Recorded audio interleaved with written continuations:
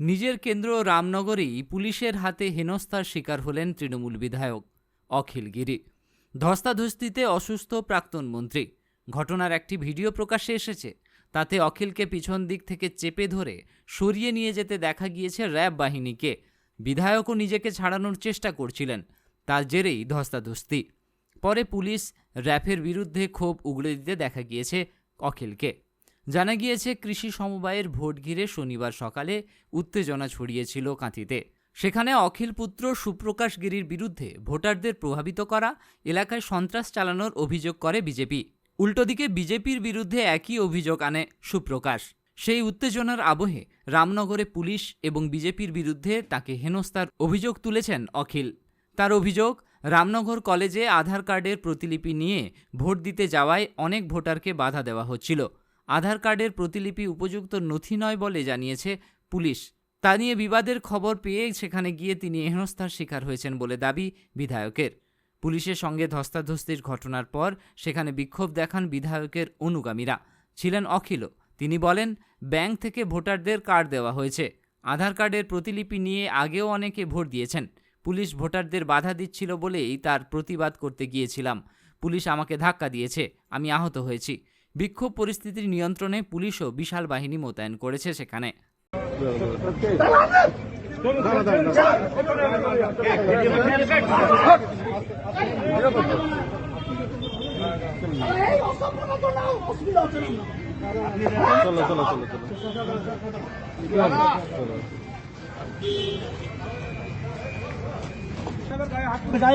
সাহেবের গায়ে হাত তুলেছে, এইটা পুলিশের লোকটা আমাদের গায়ে হাত, হ্যাঁ এমএলএ সাহেবের গায়ে হাত। কেন এই ধরনের ঘটনা ঘটলো কেন? এই জেরক্স কপি নিয়ে এসছে, ওকে ভোট দিচ্ছে না, এমএলএ সাহেবের গায়ে হাত তুলেছে। এটাই মান্যতা নেই, এটাই ফটো দেওয়া আছে, কিউআর কোড দেওয়া আছে, এটাকে মান্যতা দিচ্ছে না, কাউকে ভোট দিতে দিচ্ছে না।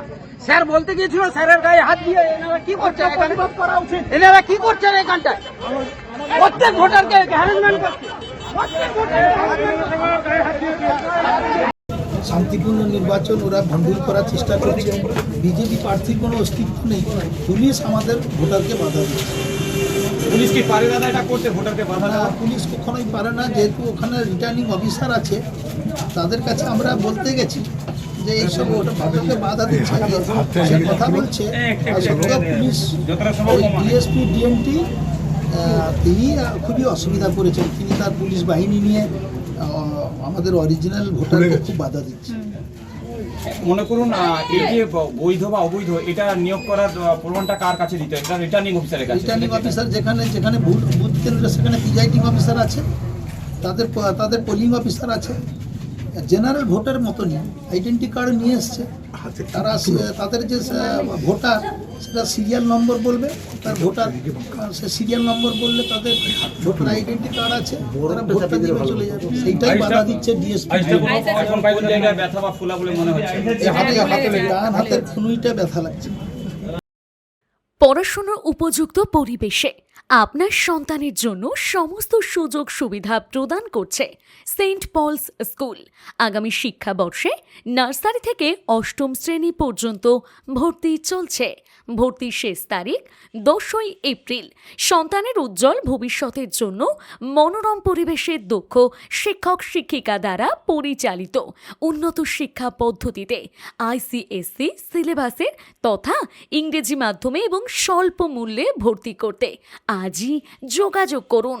আমাদের লক্ষ্য হল প্রতিটি ছাত্রছাত্রীদের মৌলিক বিকাশ ও ভবিষ্যতের সফল পথ তৈরি করা। আমাদের স্কুলের বিশেষ বৈশিষ্ট্যগুলি হল আধুনিক পাঠ্যক্রম, দক্ষ শিক্ষক মণ্ডলী এবং আন্তরিক পরিবেশ। রয়েছে উন্নত মানের একাধিক ল্যাবের সুবিধা। বিজ্ঞান, ভূগোল, কম্পিউটার ল্যাবে প্রযুক্তির সঠিক ব্যবহার শেখানো। এছাড়াও শারীরিক শিক্ষা, নৃত্য, সঙ্গীত শিক্ষা ও ছাত্রছাত্রীদের খেলাধুলোর বিশেষ ব্যবস্থা। আপনাদের সন্তানের জন্য সঠিক পথ তৈরি করতে আমরা প্রতিজ্ঞাবদ্ধ। Saint Paul's school, English medium, Kamarchowki, Jamshol, Keshiary, Paschim Medinipur.